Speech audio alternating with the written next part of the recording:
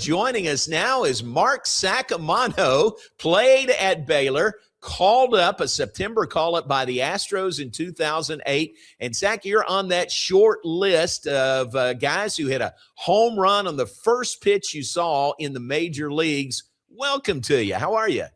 It's good to see you, John. I'm doing okay. And, yeah, it's a pretty short list.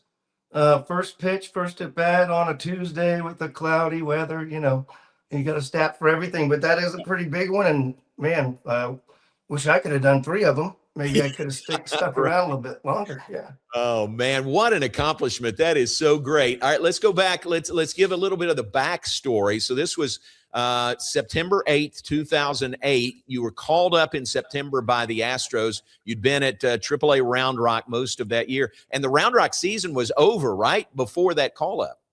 Yeah. So typically September call-ups, you bring up a few players, but the Astros that year didn't have that many call-ups. I think statistically I was doing pretty good. So it was a little bit of a shocker that I didn't get called up. So that would happen September 1st. So it's 7 days later, and I was watching the game, and the Astros are still mathematically in the playoff hunt. And I think it was Wandy Rodriguez came out on the 7th, was pitching, came out of a game with a strained muscle, and they had to pinch hit Brandon Backey, who was a pitcher. They didn't want to burn Mark Loretta or somebody that they had on the bench. So I was watching that saying, hey, shoot, I could have done that. Sure enough, the next afternoon, I get a call on the 8th, probably around noon, from Ricky Bennett, who was assistant GM at the time. Said, hey, congratulations, do you want to be an Astro? And I said, oh, well, heck yeah. And he said, all right, well, we play tonight. How do you want to get to the field? So I said, okay, well, let me call you back. So I made a few phone calls. I had to hustle down to the Round Rock Express. I was literally doing a load of laundry, preparing for my off season, John.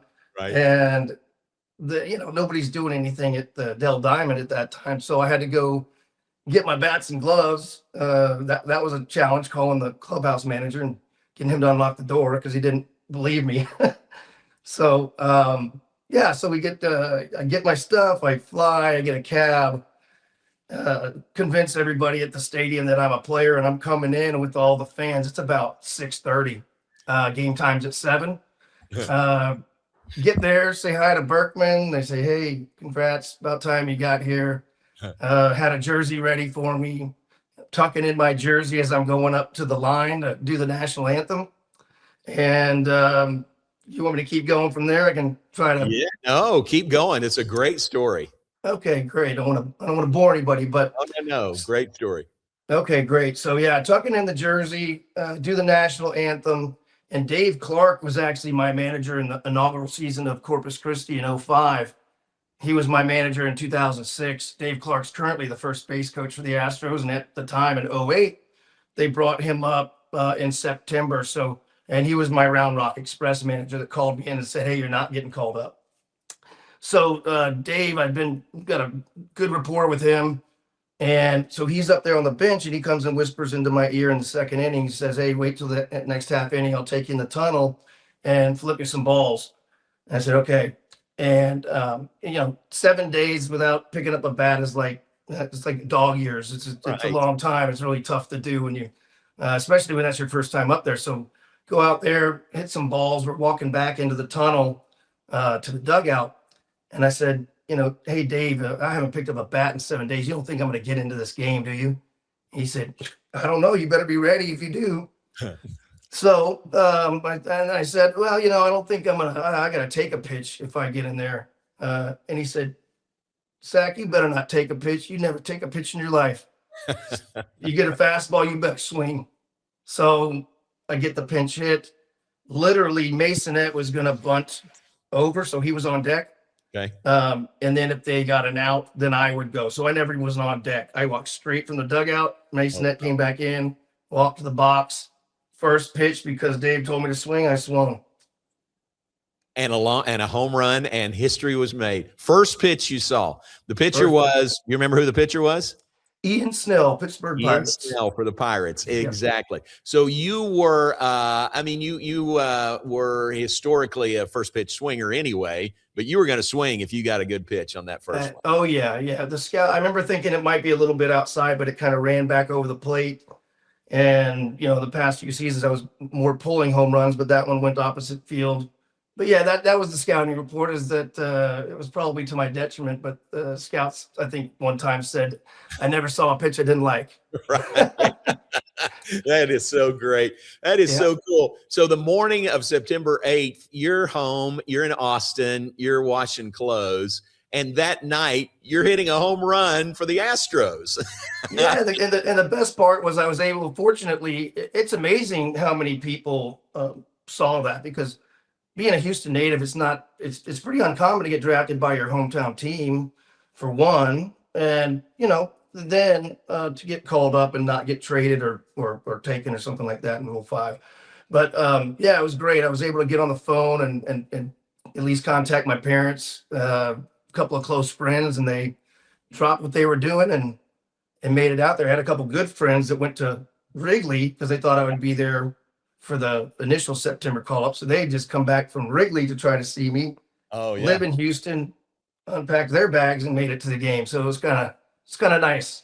Oh man, that is such a great story. Did you see what Baez did Saturday? I mean, did all these thoughts come flooding back to you when you saw him? Yeah, and I got a couple of text messages. Yes, sir. Yeah, absolutely. Got a couple of text messages. Pretty incredible. And it's funny because there's a pretty big difference between the number of people that have done that. I think, you're running on such a adrenaline rush that it's not statistically, I think there's a lot of people that have done that first game or first at bat. But yeah, the first pitch is a pretty small group. Exactly. I hope you got that baseball. I hope you've got it somewhere.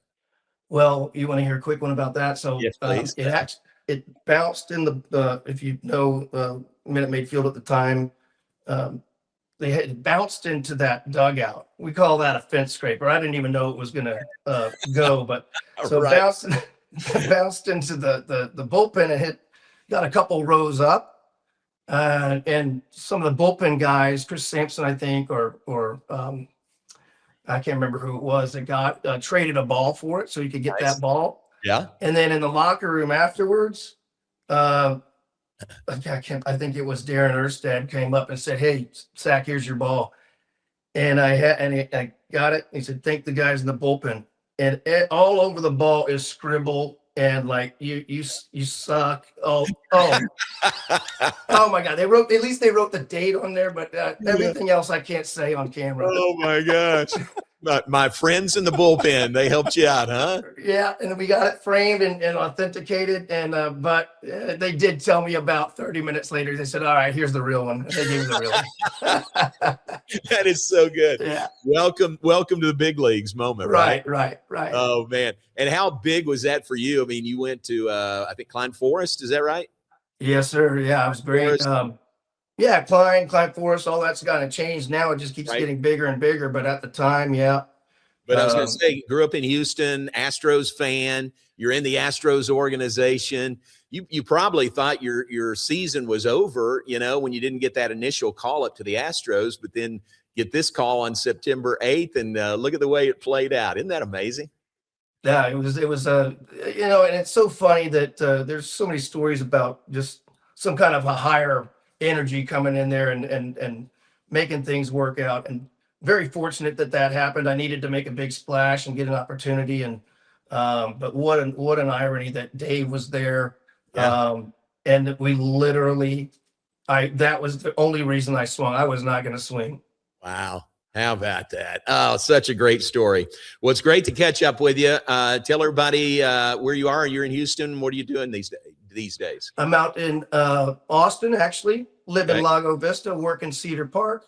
I have a company called American Incentive Advisors. We do small business tax credits. And just living life and trying to be a fan for people like Baez and Baylor. John Morris fan. Yeah, I'm a Mark Saccomano fan. You keep waving that green and gold in Cedar Park. We need a lot of green and gold there. Okay. Absolutely. We got a few out here. We do.